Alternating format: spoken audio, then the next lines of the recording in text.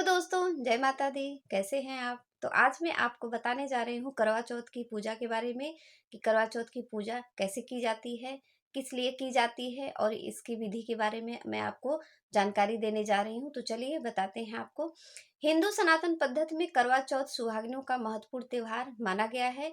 इस पर्व पर महिलाएं हाथों में मेहंदी रचाकर, चूड़ी पहनकर व 16 श्रृंगार कर अपने पति की पूजा कर व्रत का पारायण करती हैं। तो जो सुहागिनी महिलाएं होती हैं वो अपने पति की लंबी उम्र के लिए जो है ये व्रत रखती हैं। तो सारी सुहागिनी औरतें जो है इस व्रत को करती हैं।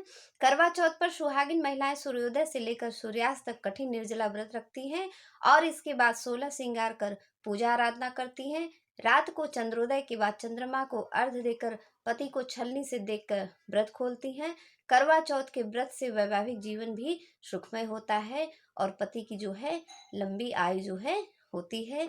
और इसीलिए जो सुहागिनी महिलाएं हैं ये इस व्रत को रखती हैं।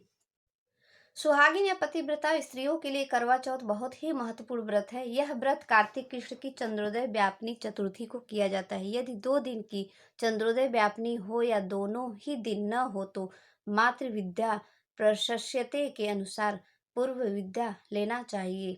तो इस तरीके से जो है करवा चौथ का व्रत जो है रहना चाहिए। सारी सुहागिनी औरतें जो है इस विधि से जो है पूजा करती हैं करवा चौथ माता की।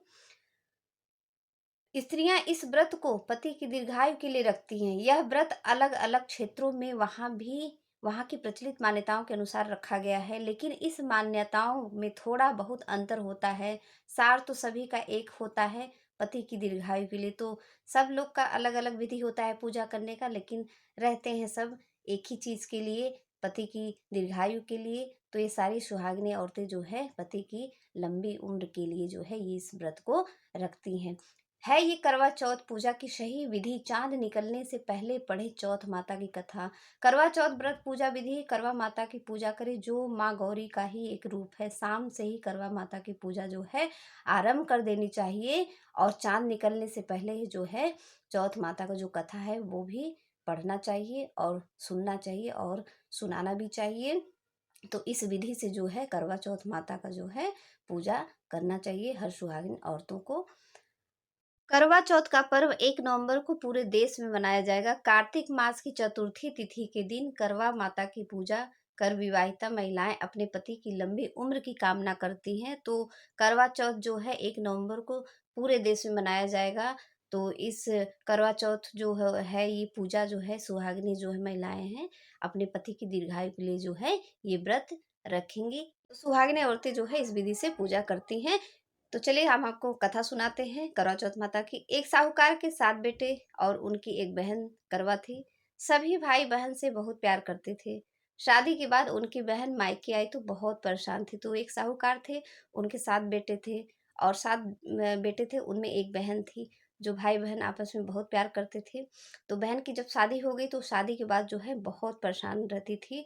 समझ नहीं आ रहा था उसे मैं कैसे बताऊं, किसको बताऊं, लेकिन वो है जो है बहुत परेशान थी। भाई खाना खाने बैठे और बहन से भी खाने के लिए बोला। तो बहन ने बताया कि उसका करवा चौथ का निर्जला व्रत है और वह खाना सिर्फ चंद्रमा को देखकर ही, उसे अर्घ देकर ही खा सकती है। तो भाई जो है बहुत जिद करने लगे कि चलो खा लो, हम लोग खा रहे हैं। तो बहन बोली नहीं, आज मेरा करवा चौथ का व्रत है, मैं नहीं खा सकती। मैं चंद्रमा को देखकर और अर्घ देकर तभी खाना खाऊंगी, उसके पहले मैं जो है खाना नहीं खा सकती। तो ये बहन जो है ऐसे बोली। चंद्रमा नहीं निकला तो वह भूख प्यास से परेशान थी। सबसे छोटे भाई से बहन की हालत देखी नहीं गई। उसने दूर पीपल के पेड़ पर दीपक जलाकर छलनी की ओट में रख दिया, जिसे दूर से देखने पर ऐसा लगता था कि जैसे चतुर्थी का जो है चांद निकला हो। तो जो छोटे भाई थे उससे देखी नहीं जा रही थी बहन की जो है हालत। तो उसने जो है एक दिया जलाकर पीपल के पेड़ के नीचे जो है रख दिया। तो दूर से देखने पे जैसे लग रहा था कि बस चांद निकल आया है।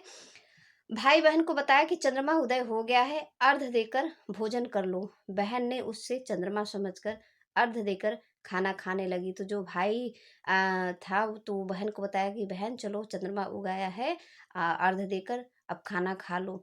तो बहन ने भी सोची कि अच्छा चंद्रमा समझकर उसे जो है अर्घ देकर खाना खाने लगी। बहन भी नहीं समझ पाई कि चंद्रमा है या कुछ और है।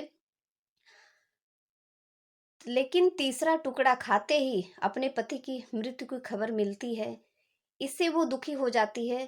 तब उसकी भाभी उसे सच्चाई बताती है कि करवा चौथ का व्रत गलत तरीके से टूटने पर देवता उससे नाराज हो गए और ऐसा हुआ। तो जैसे ही तीसरा टुकड़ा उसने अपने मुंह में डाला, तो वैसे ही उस लड़की के पास खबर पहुंच गई, बहन के पास, कि उसके पति की जो है मृत्यु हो गई। ऐसा जो है उसे संदेश मिला। सच्चाई जानने के बाद बहन करवा ने अपने पति का अंतिम संस्कार नहीं होने दिया। वह पूरे 1 साल तक अपने पति के शव के पास बैठी रही। इस तरह वह अपने किए का प्रायश्चित करती रही और चौथ माता से बार बार विनती करती रही।